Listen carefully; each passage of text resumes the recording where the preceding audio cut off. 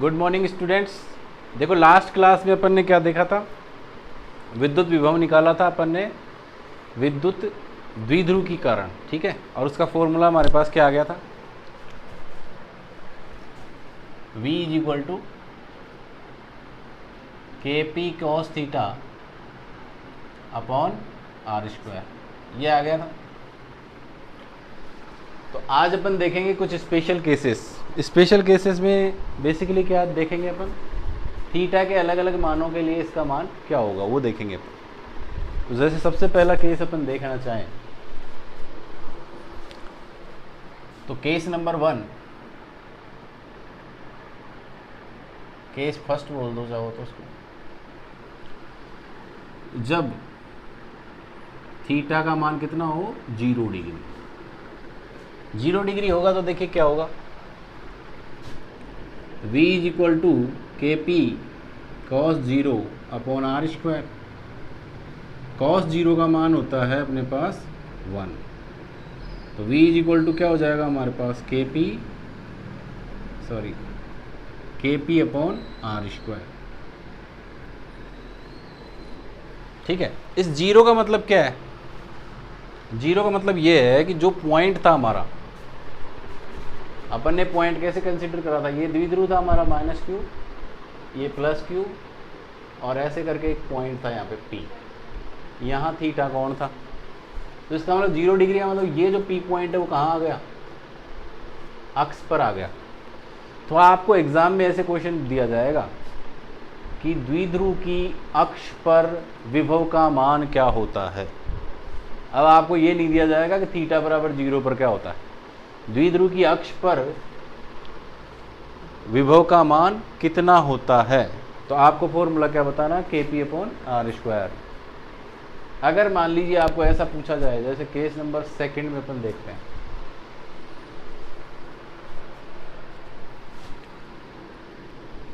Case number 2, इसमें अगर अपन देखें तो जब theta is equal to 90 degree, तो V बराबर क्या हो जाएगा, के पी कॉस 90 डिग्री बटे आर स्क्वायर, ठीक है। अब कॉस 90 का मान होता है हमारे पास क्या, 0। कॉस 90 का मान कितना होता है 0, तो इसका मतलब V का मान कितना हो जाएगा 0। तो क्या कह सकते हैं,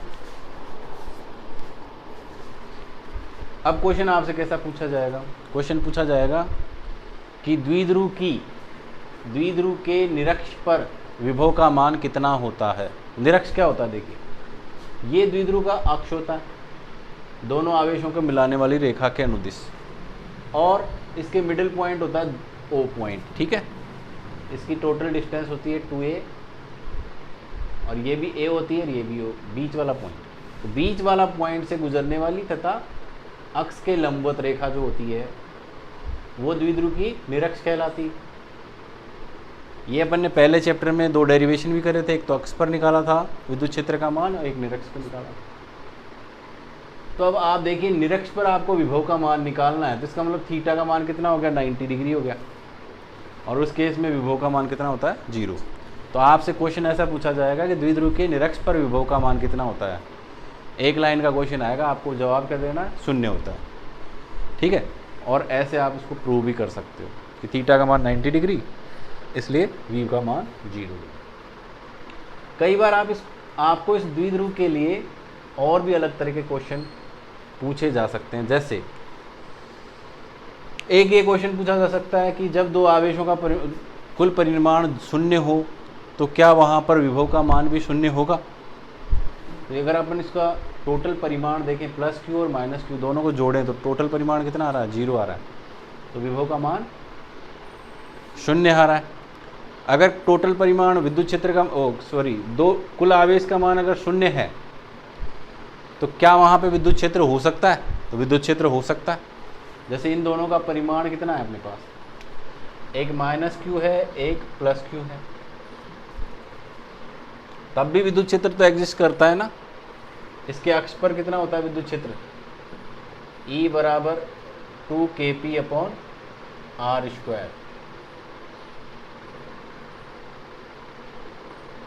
r³ सॉरी, विद्युत क्षेत्र की तीव्रता का फॉर्मूले में क्या होता है 2kp/r³, और इधर निरक्ष पर क्या आता है kp/r³। ये पहले चैप्टर में अपन ने देखा था। तो अपन को एक क्वेश्चन पूछा जा सकता है कि किसी बंद पृष्ठ के अंदर आवेश का मान 0 है, तो क्या वहाँ विद्युत क्षेत्र का मान 0 होगा? तो आपका आंसर क्या आएगा कि ऐसा कोई ज़रूरी नहीं है। द्विध्रुव के अंदर क्या होता है, जितना -q आवेश है उतना ही +q आवेश है, तो कुल आवेश 0 होता है, फिर भी वहाँ विद्युत क्षेत्र का मान होता है। ठीक है। और आपसे ये भी पूछा जा सकता है कि क्या कुल आवेश का मान अगर 0 है तो क्या विद्युत विभव का मान 0 होगा? तो उसकी निरक्ष पर होगा। ठीक है। तो इसमें 2 क्वेश्चन पूछे जा सकते हैं द्विध्रुव के ऊपर, एक तो इसकी अक्ष पर विभव का मान और विद्युत क्षेत्र का मान, और इसकी निरक्ष पर विद्युत क्षेत्र का मान और विभव का मान। तो अब आप ध्यान रखिए, यहाँ इसकी अक्ष के ऊपर विभव का मान अधिकतम होता है, ठीक है, और विद्युत क्षेत्र का मान कितना होता है 2kp/r³ होता है, और निरक्ष पर विभव का मान 0 होता है, लेकिन विद्युत क्षेत्र का मान क्या होता है kp/r³ होता है। ठीक है।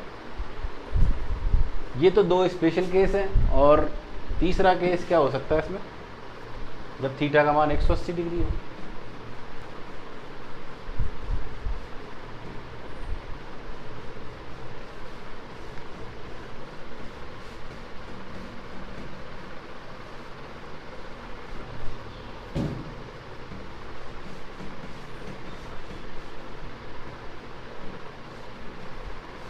अब 180 डिग्री पे क्या होगा, देखिए केस नंबर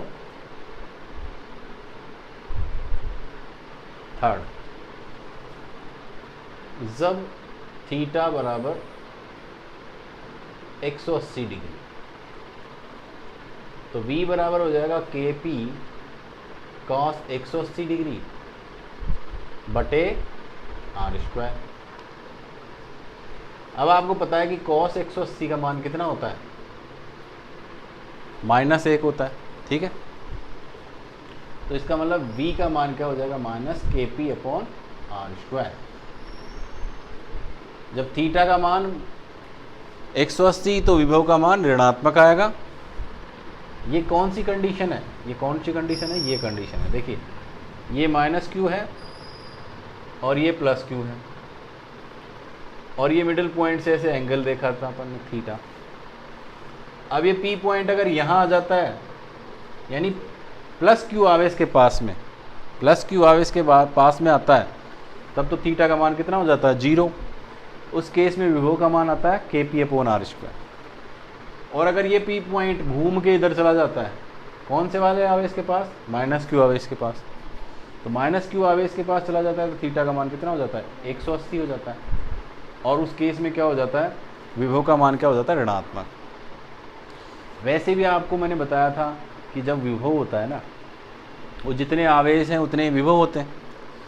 तो मुझे बताओ यहाँ पर आवेश कितने हैं, +q और एक -q, 2 ही आवेश हैं, तो दोनों के कारण ही विभव होगा। अब मुझे बताओ यहाँ +q आवेश के पास अपन विभव निकाल रहे हैं, तो ज़्यादा विभव किसका होगा, इसका। क्यों? क्योंकि विभव का फॉर्मूला क्या होता है kp/r। तो जिसकी दूरी कम उसका विभव ज़्यादा। तो यहाँ पर +q आवेश की वजह से जो विभव आएगा वो धनात्मक आएगा और उसका मान ज़्यादा होगा, जबकि ऋण आवेश की वजह से जो विभव आएगा उसका मान कम होगा, क्योंकि वहाँ r का मान, दूरी का मान ज़्यादा हो जाएगा तो विभव का मान कम हो गया। तो टोटल मिला के क्या हुआ, विभव का मान धनात्मक हो जाएगा। और अगर इसके पास में आ रहा है तो फिर पास कौन सा वाला पड़ रहा है, -q पड़ रहा है, तो इसकी वजह से ऋणात्मक विभव ज़्यादा हो जाएगा और धनात्मक विभव का मान कम हो जाएगा, और इसकी वजह से कुल विभव का मान क्या आएगा, ऋणात्मक है। तो आप ऐसे भी देख सकते हैं। समझ में आ गई बात। तो ये है अपने पास द्विध्रुव के कारण विभव। अब अपन नेक्स्ट टॉपिक पे चलते हैं।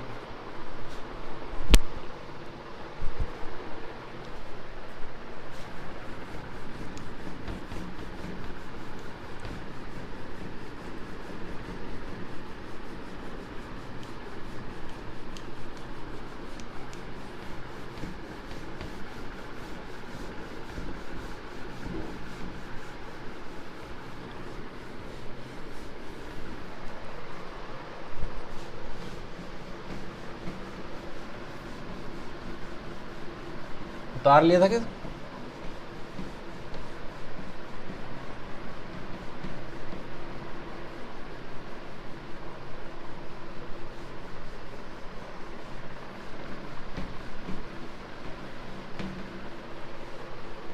नेक्स्ट टॉपिक आता है अपने पास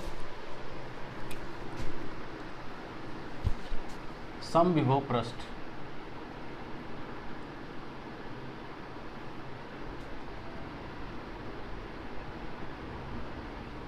इसको बोलते हैं इंग्लिश में इक्विपोटेंशियल सरफेस।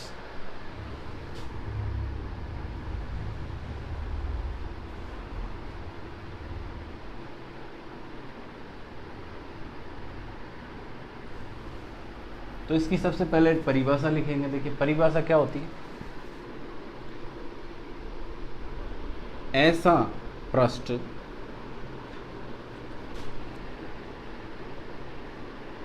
जिसके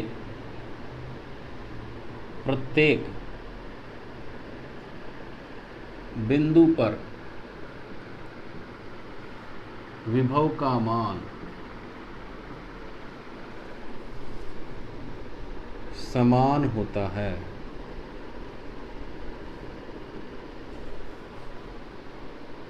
समविभव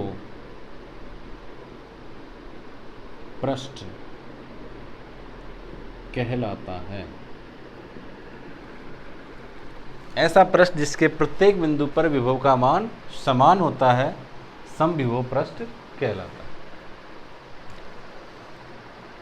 यानी विद्युत क्षेत्र के अंदर अपन ऐसे पृष्ठ की कल्पना करेंगे या ऐसा पृष्ठ अपन देखेंगे जहां पर विभव का मान इक्वल हो उस पृष्ठ के ऊपर। कोई सतह है क्या, कोई क्षेत्रफल होगा जिस पर पृष्ठ का मान एकदम बराबर होगा। जैसे मान लो सबसे पहले अपन एक समान विद्युत क्षेत्र की बात करते हैं। ये एक समान विद्युत क्षेत्र है। एक समान विद्युत क्षेत्र का मतलब क्या होता है कि ये जो बल रेखाएं होती हैं, विद्युत क्षेत्र किसके द्वारा निरूपित किया जाता है? बल रेखाओं के द्वारा, या इनका नाम विद्युत क्षेत्र रेखा भी हो सकता है। और ये एक समांतर होती हैं, एक समान विद्युत क्षेत्र को निरूपित करती हैं। ये है हमारे पास एक समान विद्युत क्षेत्र। अब देखिए क्या होता है। इसके अंदर मान लीजिए अपन एक सतह मानते हैं ऐसे वाली। तो ये सतह जो है ऐसे रखी हुई है। तो इसमें से जो बल रेखाएं जा रही हैं, क्योंकि एक समान विद्युत क्षेत्र है तो सब सतह के हर एक बिंदु से बल रेखाएं की संख्या बराबर बराबर है। तो बराबर बराबर होगी तो यहाँ पर विभव का मान क्या होगा? इक्वल होगा। जैसे मान लीजिए इसका विभव V1 है। अब यहाँ पर एक दूसरा मान लेते हैं सतह, यहाँ पर विभव का मान V2 मान लेते हैं। ऐसे यहाँ पे तीसरा मान लेते हैं, यहाँ पे विभव का मान। देखिए ये जो विभव होता है इसमें हमेशा ध्यान रखना दो तीन बातें, जो भी मैं लिखवा भी दूंगा, कि ये विभव हमेशा, जो ये समविभव पृष्ठ होता है, ये हमेशा विद्युत बल रेखाओं के लंबवत होता है। जैसे बल रेखाएं ऐसे जा रही हैं तो ये समविभव पृष्ठ कैसे होगा? ऐसे होगा। जैसे मान लो एक प्लस क्यू आवेश है तो इससे बल रेखाएं बाहर की तरफ निकलती हैं ऐसे। ये मैंने बताया था आपको ना। इसके लिए अगर समविभव पृष्ठ की बात करें अपन तो कैसा होगा? एक गोला होगा, क्योंकि प्लस आवेश है, प्लस आवेश से बल रेखाएं एकदम बाहर की तरफ निकलती हैं, चारों तरफ निकलती हैं। ठीक है, अब चारों तरफ निकलती हैं तो यहाँ से देखो दूरी, विभव का मान क्या होता है? V बराबर KQ/R होता है। तो इस प्लस आवेश से बराबर बराबर दूरी पर एक तरह से गोला मान सकते हैं कि चारों तरफ खाली गोला। भाई उस एक गोला है जिसकी त्रिज्या कितनी है? R है। तो विभव का मान सब पूरे गोले पर कितना होगा? KQ/R ही होगा। गोले के हर एक बिंदु पर विभव का मान बराबर हो गया कि नहीं हो गया? क्योंकि यहाँ से सेंटर से इस पूरे के पूरे गोले की त्रिज्या फिक्स है। यहाँ पर विभव का मान किस किस बातों पर निर्भर करता है? एक के पर, क्यू पर और आर पर। के का मान तो नियत है, क्यू का मान प्लस क्यू सबके लिए बराबर है, और आर का मान इस गोले पर प्रत्येक बिंदु पर बराबर ही होगा, क्योंकि आर त्रिज्या का ही गोला माना है अपन ने। तो ये क्या हो गया? एक तरह से समविभव पृष्ठ हो गया। अब एक मान लीजिए दूसरा समविभव पृष्ठ देखते हैं, तो वो क्या होगा? उसकी त्रिज्या चेंज कर दो। अब इसकी त्रिज्या क्या हो जाएगी? R2 हो गई सपोज करो। तो R2 त्रिज्या का गोला हो गया, इस पर विभव का मान V2 हो गया, यानी इस पूरे गोले के ऊपर विभव का मान क्या होगा? इक्वल होगा। और ये क्षेत्र रेखाएं देखो इसके पृष्ठ से लंबवत ही जा रही है ना, ये 90 डिग्री का कोण है, ये भी 90 डिग्री का कोण है। तो ये जो बल रेखाएं निकलती हैं वो पृष्ठ से हमेशा लंबवत निकलती हैं, और ये एक ऐसा पृष्ठ होता है जहाँ विभव का मान बराबर होता है। तो अगर बिंदु आवेश के कारण अपन समविभव पृष्ठ देख रहे हैं तो क्या होंगे? उसके चारों तरफ गोले बना दो आप। जैसे ये भी समविभव पृष्ठ हो गया V1, ये V2 हो गया, ऐसे V3, V4, ऐसे बहुत सारे गोले हो सकते हैं। सर जी, इसमें ना आपने बताया कि जो ये धन आवेश है उससे भी लंबवत निकलेगी फिर वो जो बल रेखा है। हाँ, ये तो अपन ने देखा ही था कि धन आवेश या किसी भी आवेश से हमेशा जो विद्युत क्षेत्र रेखाएं होती हैं वो लंबवत निकलती हैं। ये मैंने विद्युत क्षेत्र रेखाओं में भी बताया था, ठीक है। ये हमेशा लंबवत ही निकलती है बल रेखाएं। और ऋण आवेश में लंबवत एंटर करती हैं, एंटर करेगी। सर मान लो कोई प्लस आवेश इधर है और माइनस आवेश इधर रखा हुआ है। एक मिनट,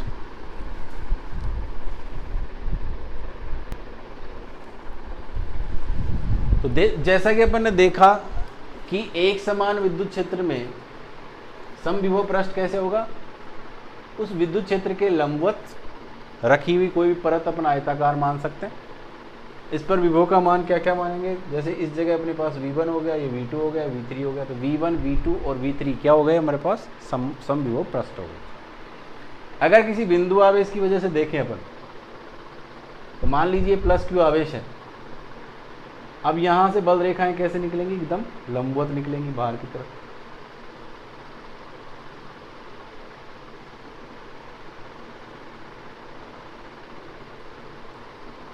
अब इस सेंटर पॉइंट से एक गोला जिसकी त्रिज्या अपन R1 मान सकते हैं, वो भी एक समविभव पृष्ठ ही होगा। क्यों होगा? क्योंकि सेंटर से इसकी दूरी फिक्स है, R त्रिज्या का गोला है जैसे मान लीजिए, तो उस पूरे R त्रिज्या के गोले के ऊपर विभव का मान बराबर होगा। क्यों बराबर होगा? V बराबर होता है K/R। एक गोला हो गया। दूसरा भी समविभव पृष्ठ बनाना चाहें तो उसके एक गोला और बना दीजिए ऐसे। तीसरा बनाना चाहें तो ऐसे बना दीजिए। तो ये हो गया V1, ये हो गया V2 और ये हो गया V3। अच्छा, इसमें V1, V2 और V3 का मान बदल सकता है। जब आवेश चेंज करेंगे तो उसका मान तो बदल जाएगा, लेकिन समविभव पृष्ठ का मतलब ये नहीं है कि वोल्टेज कितना है। समविभव पृष्ठ का मतलब है कि पूरे पृष्ठ पर वोल्टेज सेम है। जैसे मान लीजिए यहाँ पर 1 कूलाम का आवेश देख रहे हैं और 1 कूलाम के आवेश की वजह से 1 मीटर की दूरी पर अपन विभव का मान देखें तो विभव का मान कितना आ जाएगा? V बराबर 1 माइक्रो कूलाम ले लेते हैं चलो, तो K का मान होता है 9 गुणा 10 की घात 9, और माइक्रो कूलाम का मतलब हो गया 10 की घात -6, और ये 1 ले लेते हैं तो कितना आ गया अपने पास? 9 गुणा 10 की घात 3 वोल्ट आ गया। ठीक है, तो अगर 1 माइक्रो कूलाम का आवेश लेते हैं तो 1 मीटर की दूरी पर कितना वोल्टेज आ जाएगा? 9 गुणा 10 की घात 3 वोल्ट। अब 9 गुणा 10 की घात 3 वोल्ट पूरे के पूरे गोले के ऊपर, कितने मीटर का गोला है? 1 मीटर त्रिज्या का गोला है। उस पूरे गोले के ऊपर कितना विभव रहेगा? यही रहेगा, चाहे आप कहीं भी जाके देख लें। तो मतलब ये है कि पूरे गोले के ऊपर विभव का मान सेम रहेगा। अब त्रिज्या आप चेंज कर दो, इसको 0.5 कर दोगे तो क्या होगा? 0.5 मतलब 1/5/10 हो गया, यानी 1/2 हो गया। तो ये कितना हो जाएगा? ट्वाइस हो जाएगा, डबल हो जाएगा, 10 की घात 3 वोल्ट हो जाएगा। तो 0.5 वाले गोले पर विभव का मान कितना रहेगा? 18 गुणा 10 की घात 3, यानी जैसे जैसे अपन पास आते जाएंगे विभव का मान बढ़ता जाएगा। यानी अपन यहाँ ये कह सकते हैं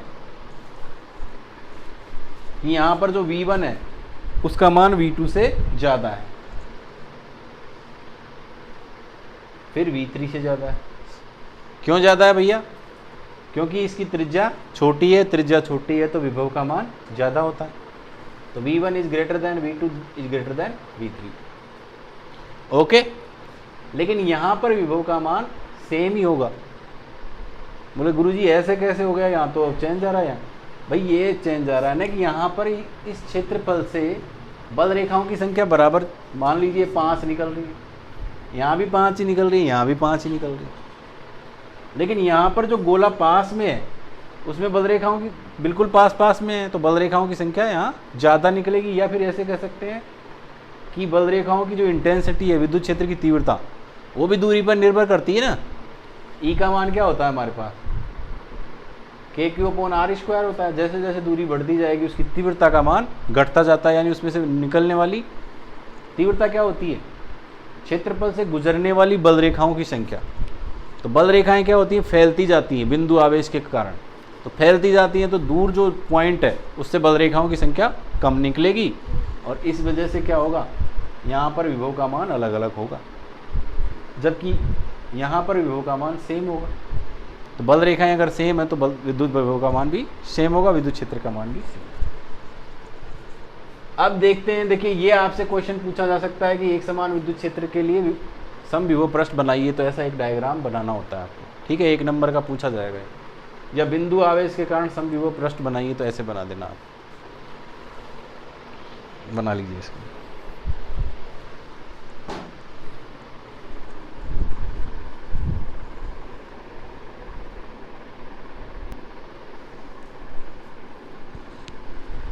अब देखिए समविभव पृष्ठ अपन समझ गए। अब इसके कुछ पॉइंट्स आपसे पूछे जाते हैं एग्जाम में कि समविभव पृष्ठ के कोई 2 गुणधर्म लिखिए, the properties of the equipotential surface. तो अब टॉपिक आता है समविभव पृष्ठ के गुणधर्म। तो पहला तो अपना इसकी परिभाषा है वही लिख देंगे कि समविभव पृष्ठ के प्रत्येक बिंदु पर विभव का मान समान होता है, पहला पॉइंट। दूसरा पॉइंट क्या होगा? देखिए विभव का मान समान होता है, और अपन ने विभव का फॉर्मूला क्या पढ़ा था? V = W/Q0। विभव का मान बराबर होता है, और एक विभवांतर का फॉर्मूला भी अपन ने पढ़ा था, VB - VA = W/Q0। अगर विभव का मान बराबर है तो विभवांतर का मान क्या होगा? 0 होगा। इसका मतलब ये 0 हो गया, तो W/Q0 या W बराबर भी क्या हो गया? 0। तो यहां से एक पॉइंट निकल के आता है सेकंड वाला कि समविभव पृष्ठ पर आवेश को एक स्थान से दूसरे स्थान तक ले जाने में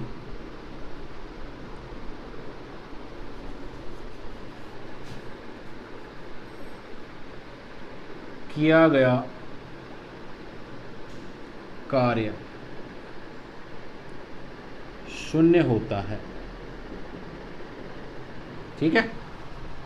सेकंड पॉइंट क्या हो गया हमारे पास कि भैया यहाँ पे समविभव पृष्ठ है तो विभवांतर ही नहीं होगा, तो कार्य क्या होगा? 0। कहीं भी ले जाओ उसको कोई कार्य नहीं करना पड़ता। समविभव पृष्ठ पे आप खूब घूमो, आपको चार्ज नहीं देना पड़ता, कोई किराया नहीं देना वहाँ पे। ठीक है। एक बार समविभव पृष्ठ के अंदर चले जाओ, फिर वहाँ पे गाड़ियाँ वाड़ियाँ सब फ्री हैं, खाना पीना रहना। अब देखिए तीसरा पॉइंट क्या होगा इसमें? समविभव पृष्ठ कभी भी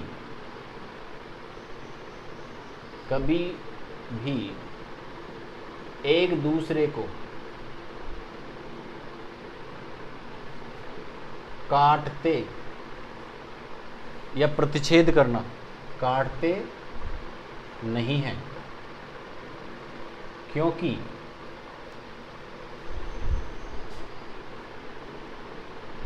ऐसा करने पर एक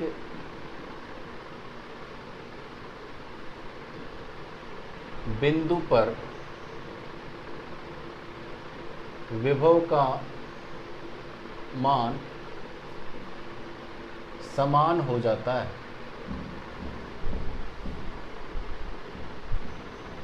जो कि संभव नहीं है।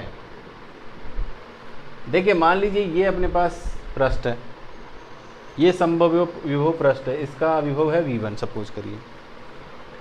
एक अपन दूसरा पृष्ठ ले रहे हैं समविभव पृष्ठ, और इसका विभव कितना हमारे पास V2। अपन क्या कह रहे हैं कि ये कभी भी एक दूसरे को काटेंगे नहीं।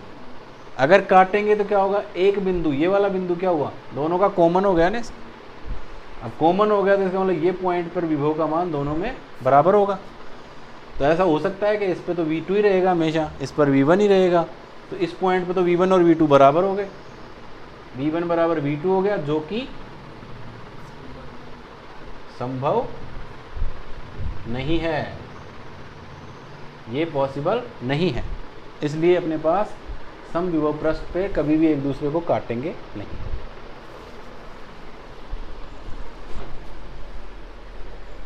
तीसरा पॉइंट हो गया हमारे पास। चौथा पॉइंट देखते हैं।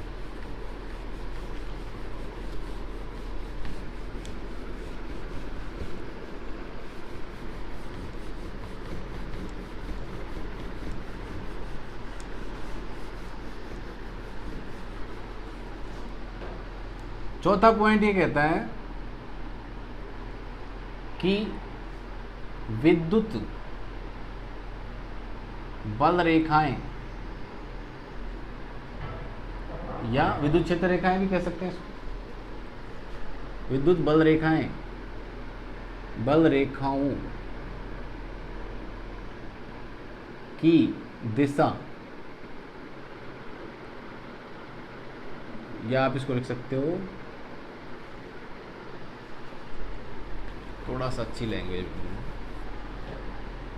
समविभव पृष्ठ पर विद्युत क्षेत्र रेखाएं हमेशा लंबवत होंगी या होती हैं। अभी मैंने पहले भी बताया कि समविभव पृष्ठ पर विद्युत क्षेत्र रेखाएं लंबवत होती हैं। अब इसको देखते हैं कि कैसे होती हैं लंबवत। अभी अपन ने कार्य का मान क्या निकाला था, 0, ठीक है। और कार्य बराबर क्या होता है, बल गुणा विस्थापन। बल गुणा विस्थापन को अपन क्या कह सकते हैं, 11th क्लास में डॉट प्रोडक्ट होता था इस पर, FD cos थीटा बराबर 0। इसका मतलब थीटा का मान क्या होगा, ये 0 कब आएगा, cos 90 पर, थीटा का मान क्या हो गया 90 डिग्री। और F किस पर निर्भर करता है, F बराबर QE पर। विद्युत क्षेत्र की बल की दिशा किधर होती है, विद्युत क्षेत्र की दिशा में। यानी थीटा का मान 90 डिग्री आ रहा है, इसका मतलब पृष्ठ पर हमेशा विद्युत क्षेत्र रेखाएं क्या होती हैं, लंबवत होती हैं। यही तो अपन कह रहे हैं। ये हो गया हमारे पास चौथा पॉइंट। एक पॉइंट और है इसका लास्ट,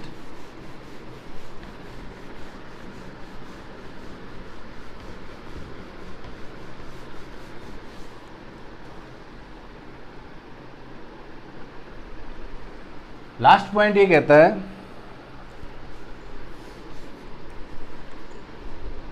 आवेशित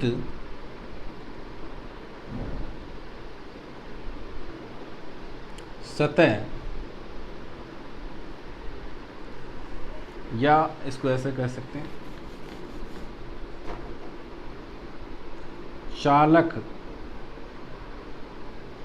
चालकों में संपूर्ण आवेश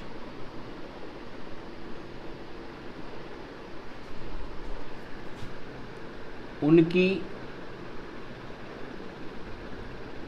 सतह पर होता है। क्या होता है? उनकी सतह पर होता है। चालकों में संपूर्ण आवेश उनकी सतह पर होता है। अंदर शून्य होता है हमेशा। चालक जो होते हैं उनको ऊपर आवेश देंगे तो आवेश कहाँ आ जाएगा? उसकी सतह पर आ जाता है। सतह पर क्यों आ जाता है? क्योंकि आवेशों में क्या होता है, जैसे आपने प्लस आवेश दिया किसी चालक को तो प्लस में क्या होता है? प्रतिकर्षण होता है, और प्रतिकर्षण की वजह से वो दूर दूर हटते हैं। अब दूर दूर हटते हैं तो इसका मतलब ये नहीं कि चालक से बाहर ही निकल जाएं। कहाँ रहेंगे? वो बाउंड्री पे रहेंगे। सपोज करो अपन इस कमरे के अंदर 10 जने बैठे हुए हैं और सबके अंदर प्रतिकर्षण है। प्रतिकर्षण का मतलब लड़ाई है ना, आकर्षण का मतलब दोस्ती। अब प्रतिकर्षण है, एक दूसरे से लड़े हुए हैं, तो अपन को क्या है, बाहर से गेट बंद करा हुआ है, तो अपन क्या करेंगे? दूर दूर हट जाएंगे। तो कहाँ चले जाएंगे? दीवारों के पास चले जाएंगे। लेकिन ऐसा तो है नहीं कि इसके बाहर निकल जाएं। तो अंदर आवेश का मान 0 होता है, लेकिन सतह पर होता है। तो सतह पर होने की वजह से क्या होता है, उसके अंदर जो है आवेश होता ही नहीं है, तो वहाँ पर विभव का मान एकदम बराबर रहेगा उसके पूरे आयतन में। जैसे ये एक कोई चालक है, तो चालक की सतह पर आवेश रहेगा और इसके अंदर जो है विभव का मान एकदम समान होता है, या उसको अपन ये कह सकते हैं कि वह समविभव पृष्ठ पर होता है। उसका पूरा का पूरा आयतन, ठीक है, चालक जो होगा उसका एक आयतन होगा, तो उसका पूरा आयतन समविभव पृष्ठ पर होता है, उसका विभव समान होता है। तो चालकों में संपूर्ण आवेश उनकी सतह पर होता है, अतः उनका संपूर्ण आयतन